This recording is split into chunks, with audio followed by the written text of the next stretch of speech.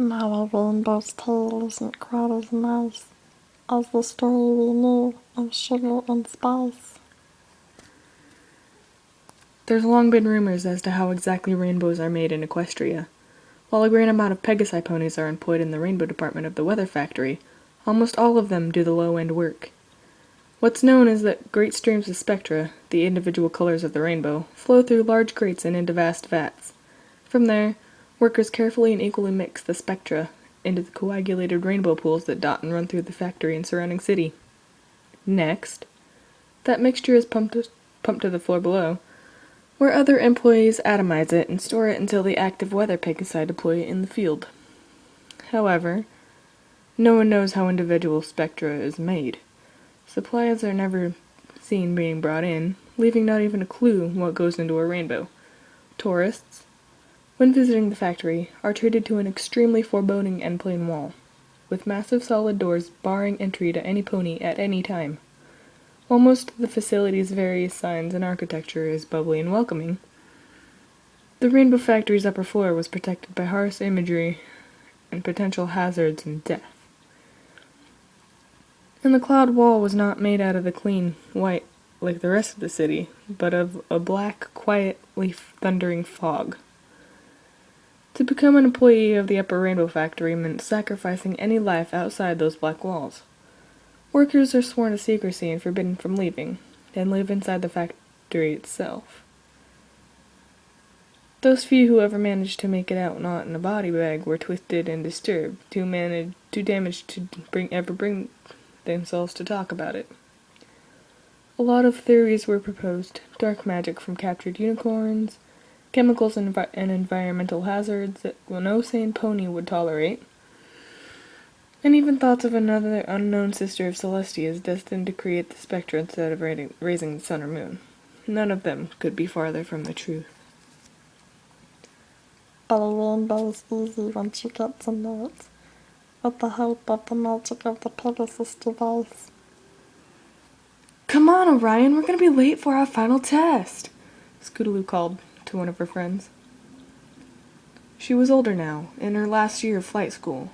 She, like all the other Pegasus in the school, was terribly nervous about the final test. Those that passed were granted freedom into the world, to find their cutie marks if they haven't yet, and become working ponies.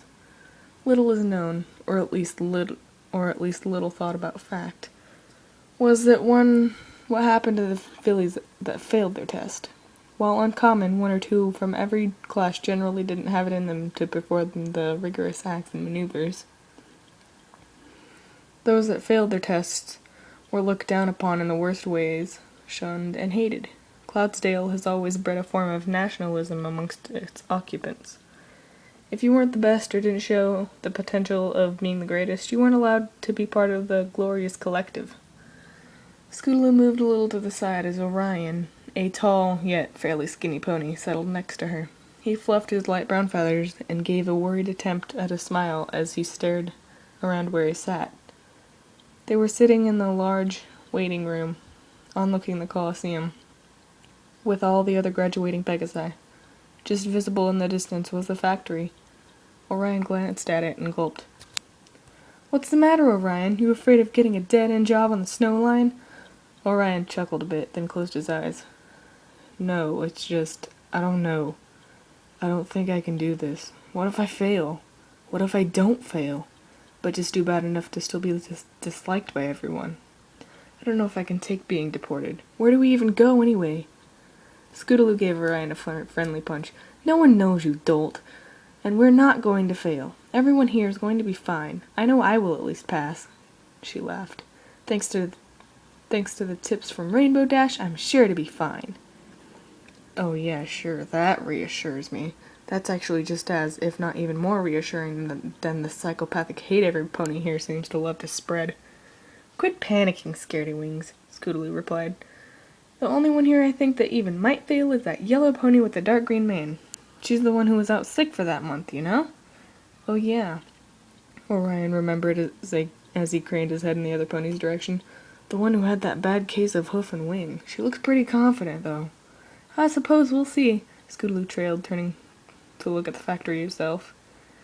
It gave her chills, not of fear, but pride. I hope I get some cool active weather job. Can you imagine?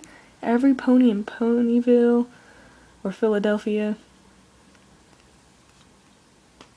staring up at me, going, "There goes Scootaloo, such an amazing flyer, and from Cloudsdale there can be no doubt." She smiled in excitement, forgetting her tension for the moment. That would be awesome, I'll admit. Mind you, just coming from Cloudsdale, who wouldn't be in awe? Exactly. Praise the flock. Praise the flock.